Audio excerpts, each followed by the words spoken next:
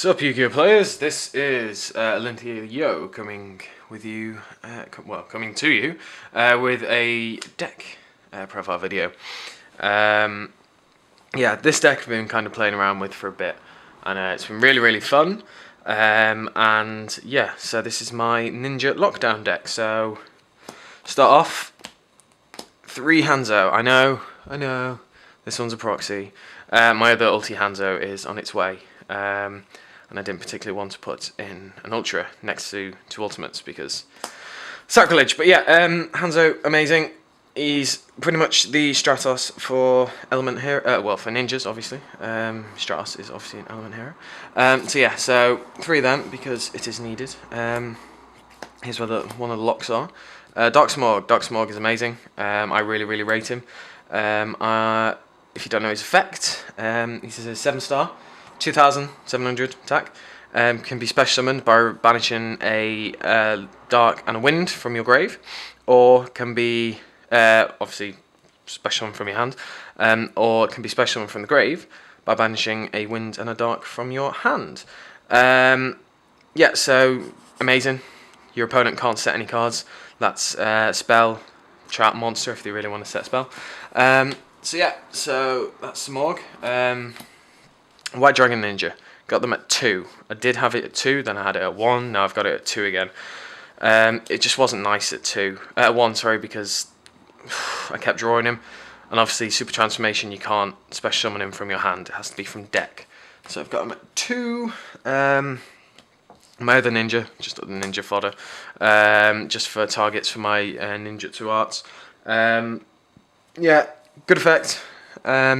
If there's another ninja on the field, you can bounce a number of spell and traps your opponent controls equal to the number of ninjas on the field. So if you've got Hanzo or White Dragon Ninja, summon him, and if the summon is fine, you can bounce 2 of their back row. So it's good for make sure if there's no point doing the lock if they've got face down cards because they've got probably something to stop it. So yeah, this is a bit of an odd one.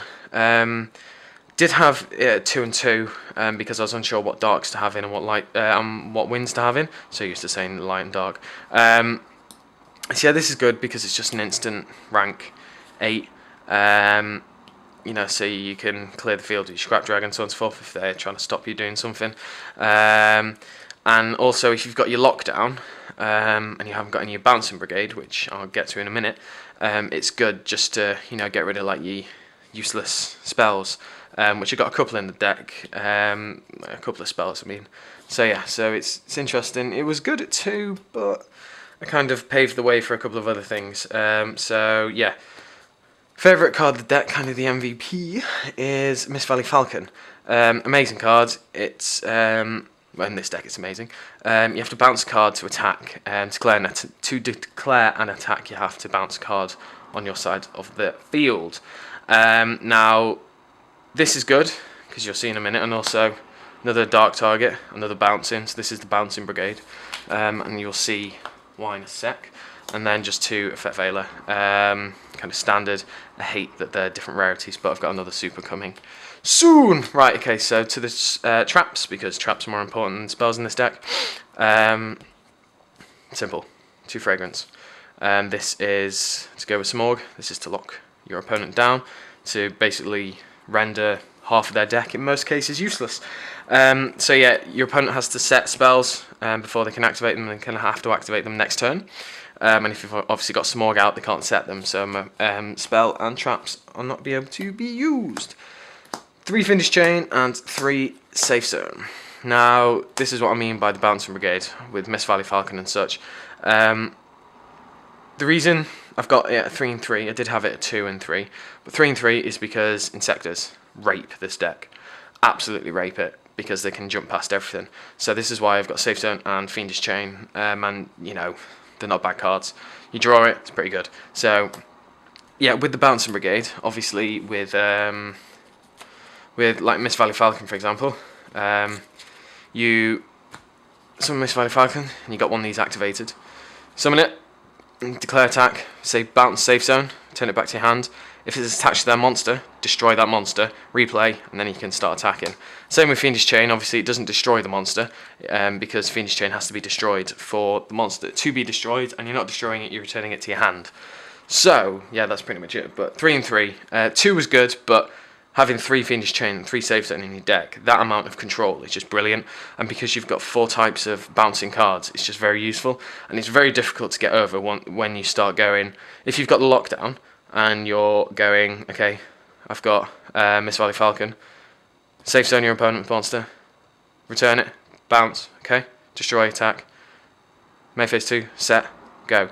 Especially with this as well, because you just stop their effects and you just keep bouncing it. Because Save Zone's good. Save Zone's better, I think, out of Fiendish Chain, because obviously it gets destroyed. But Fiendish Chain, once you've used it, it's rendered like useless. It's got no other effects after that. They can't attack, and that's it. They can't activate their effects. With this, you can destroy them. You've got the option to, if they're attacking your life points, activate that, stop them. They can't attack your life points. So yeah, I mean, other people say Fiendish Chain's better, but that's just my personal opinion. But they're both amazing. Then go down to the Ninjutsu art cards. 2 and 2, because that's how I like it. That's how it's going to stay. I'm not having 3, because Simorgh can be summoned in other ways. Obviously, you can summon White Dragon Ninja by tributing, and I've only done that a couple of times. But that's only to secure down the lock. For example, having Simorgh out and something else, tribute them, and then special summon Simorgh again. So yeah, that's that. And then your standard Solemn Brigade. Nothing to say about that. Okay, so onto the spells. 3 Duality. Duality is amazing in this deck because you hardly ever special summon in your turn. You will always try and search for that Hanzo. You need to get that Hanzo, or for example Rota to get Hanzo. But you need to get him so you can get the Ninjutsu art cards, and then you can set and you can scare your opponent into trying to do something around them.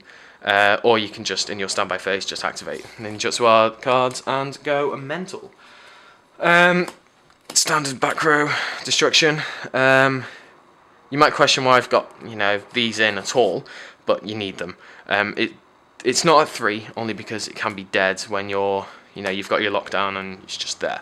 So this is where Summon a Monk comes in. You can get rid of 1 MST, and you've still got these as well in case it goes all tits up. And then your kind of standard stuff. Your Dark Hole, your Monster Reborn, and your Rota for Hanzo and other things, because it's obviously Warrior. Don't run Book of Moon because it's at 42, and I'll never go over 42. 42 is the complete maximum for me. Just again down to personal preference. Some people do 44, but I just think that's too much, and you're just kind of risking your drawing. But yes, that's pretty much it. I have an extra deck, but it's scattered around in other cards. Other decks, sorry. Because it's pretty standard, common stuff that you use for extra deck, because it's just your Stardusts, Scrap Dragons, Colossal Fighters, so on and so forth, so on and so forth. So yeah, in the extra deck I've got 3 Utopias, Chaos Utopia Ray, and then level 8s. Obviously the standard rank 4s, Xyz, and then so that's pretty much it. I'm going to be coming with a couple more deck profiles in the near future, because I've just for some reason been on a building spree, because I'm bored of the current format of Insectors, Wind-Ups, Dino Rabbit, Chaos Dragons, occasionally Infernal Tempest, which is interesting, because it's alright, but it's a bit annoying. But I suppose someone could say this is just as annoying, because it can be considered a cheap combo lockdown. But what are you going to do? Everyone has their own personal opinion. At least it isn't a burn deck. I don't like burn. I did run it once and I felt dirty doing it, so I instantly got rid of it. So I'm going to be coming with you with Zombie Turbo, standard Gate Heroes. What else have I got? I've got a Chaos Skull Servant deck, because Skull Servant is amazing, and no one should say any other wise about it. So that's pretty much it. So I hope you enjoyed it. Rate, like, subscribe, so on and so forth. More content coming your way. So catch you later.